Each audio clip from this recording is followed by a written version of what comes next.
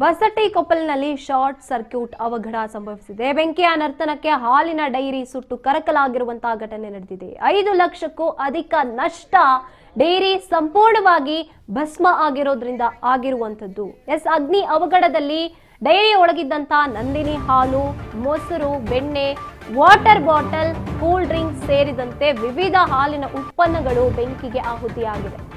ಬೆಂಕಿಯ ನರ್ತನಕ್ಕೆ ಹಾಲಿನ ಡೈರಿ ಸುಟ್ಟು ಕರಕಲಾಗಿದೆ.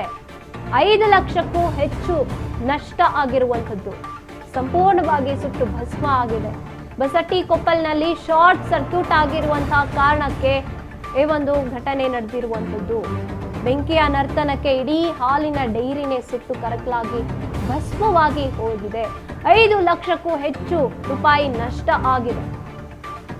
ಡೈರಿ ಒಳಗಿದ್ದಂತಹ ನಂದಿನಿ ಹಾಲು, ಮೊಸರು, ಬೆಣ್ಣೆ ಮತ್ತೆ ವಾಟರ್ ಬಾಟಲ್ಗಳು, ಕೂಲ್ ಡ್ರಿಂಕ್ಸ್ ಎಲ್ಲ ಸೇರಿದಂತೆ ಇನ್ನೂ ಹೆಚ್ಚು ಉತ್ಪನ್ನಗಳು ಬೆಂಕಿಗೆ ಆಹುತಿಯಾಗಿ ಸುಮಾರು 5 ಲಕ್ಷ ರೂಪಾಯಿಗೂ ಅಧಿಕ ಮೌಲ್ಯದ ನಷ್ಟ ಸಂಭವಿಸಿರುವಂಥದ್ದು.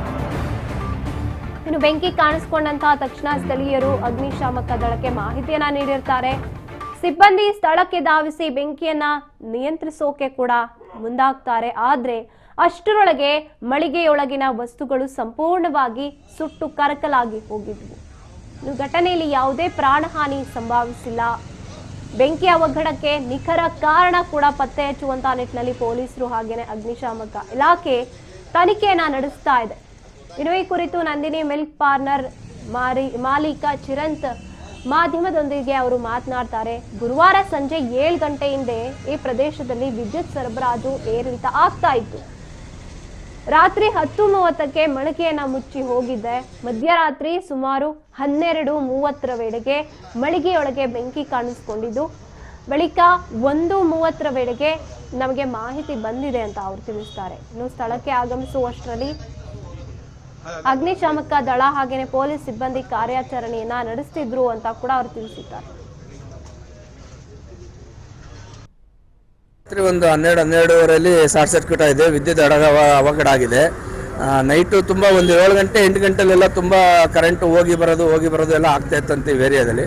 ಬಟ್ ಇವರು ಮಾಮೂಲಿ ಹೋಗುತ್ತೆ ಬರುತ್ತೆ ಅಂದರೆ ಮಾಮೂಲಿ ಒಂದು 10:30 11 ಗಂಟೆ ಮಾಮೂಲಿ ನಮ್ಮದು 10:30 ಶಾಪ್ ಕ್ಲೋಸ್ ಮಾಡ್ಕೊ ಹೋಗಿದ್ದಾರೆ. ಹೋಗಿ ಒಂದು 12:30ಗೆ 1 ಗಂಟೆಗೆ ಶಾರ್ಟ್ ಸರ್ಕ್ಯೂಟ್ ಆಗಿದೆ. ಒಂದು ಕಾಲಿ ನಮಗೆ ಫೋನ್ ಬರುತ್ತೆ. ಫೋನ್ ಬಂದಾಗ ಇಲ್ಲಿ ಆಲ್ರೆಡಿ ಅಗ್ನಿಶಾಮಕ ದಳದವರು, ಪೊಲೀಸ್ ಸಿಬ್ಬಂದಿಗಳು ಎಲ್ಲ ಬಂದಿದ್ದರು. ಆಮೇಲೆ ಫುಲ್ಲು ಟೋಟಲಿ ಎಲ್ಲ ಲಾಸ್ ಆಗಿದೆ.